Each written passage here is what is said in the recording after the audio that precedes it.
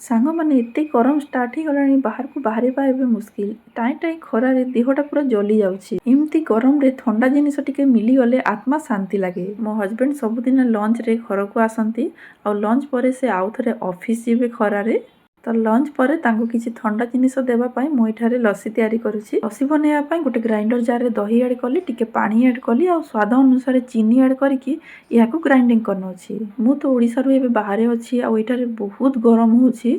आपण मैंने मते कमेंट करिकी जणांतु आपणक गाँ किंबा सहर रे केते गरम स्टार्ट हेलानी। तो दही लस्सी रे राबिडी न पकेइले तो यार टेस्ट अधूरा। तो आगरु मु राबिडी बनेइकी फ्रिज रे रखिथिली आ सेतिर गोटे गोटे चामच दही रे ऐड कर दोछि आ जो नडिया को फटैथिली ना ताको ग्रेट करिकी आ ऊपर ऐड करूछि। बोनविटा गोटे गोटे चामच ऐड कर दोछि। ओडिशा स्पेशल लस्सी एटा बाहर मिलिबनी आपण माननकु। ओडिसा रो बाहर जो माने अछंती से माने यार अहमियत बुझी परिबे। टिके काजू ऐड कर देली आ लस्सीटा रेडी हे गला। भी याको किछि समय फ्रिज रे रखि देबी और लंच पर याको पीबा को देबी। एमिति नवा नवा वीडियो सब देखिबा पई मो चैनल को सब्सक्राइब करिवे।